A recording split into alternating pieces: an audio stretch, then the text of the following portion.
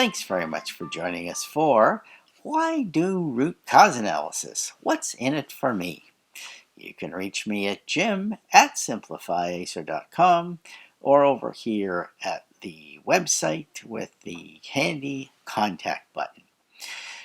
Many of you have seen Ishikawa's fishbone. You probably know how great a tool it is. He developed it in the late 50s, presented it to the world in the 60s. It's been well tested, tried, and true. It has many applications, both for tangible and intangible, both for product and for service.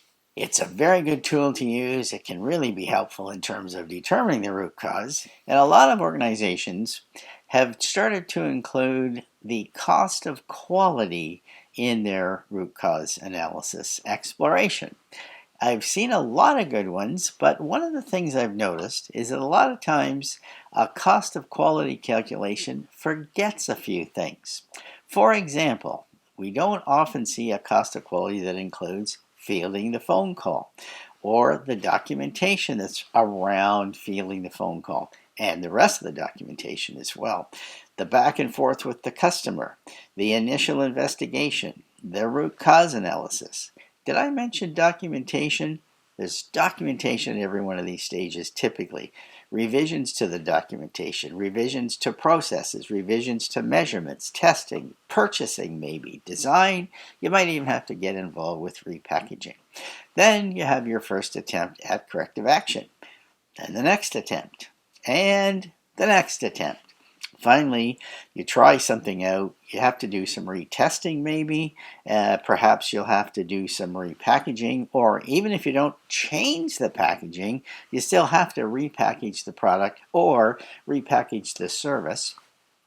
And then finally, you do some shipping. And then, of course, there's all the follow-up work you have to do with the customer to see if it turned out to be exactly what they were after.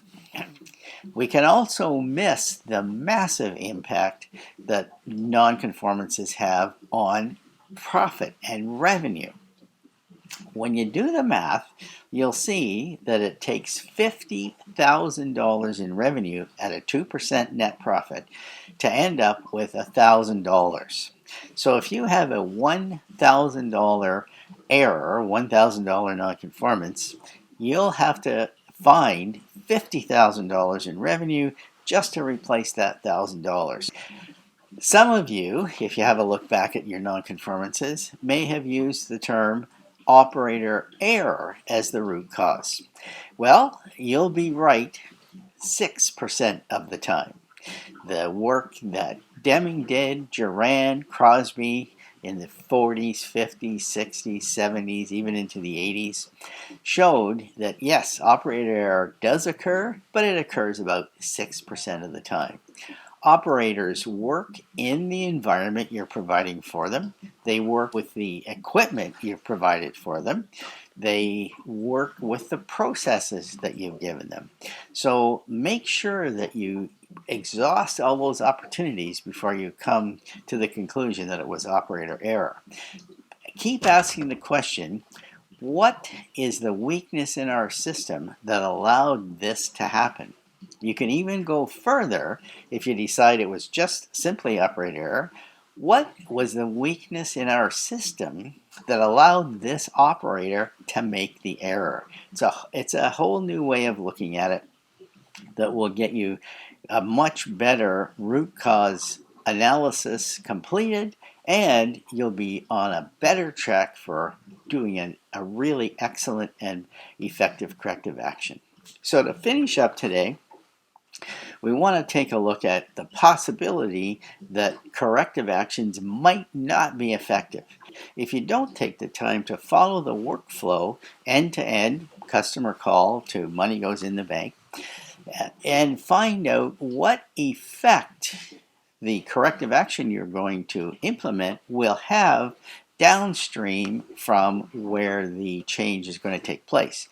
You'll also want to take a look at what will have to change upstream from where the change is going to take place. So you'll have a much more effective corrective action if you take the time to look upstream and downstream from where the actual change is going to take place. And if you'd like to find out a little bit more about corrective actions and root cause analysis in particular, why not join us on July 27th, 2020? We have a free webinar at 12 noon Eastern Daylight Time. Right down below this video, there's a link to sign up for this. You'll find it there. And we also have a course we can customize for your organization as well. 4 half days, 3 hours a day, can be morning, afternoon. We use your corrective action methodology and take a look at it, see if we can find ways to make it a bit more effective. Finally, if you'd like a complimentary lunch and learn, just use the contact button on our website and we'd be happy to talk to you about what topic you'd like and when you'd like to have it. We've got 9 spots left for July. This is 2020, and of course we have August and September coming up as well.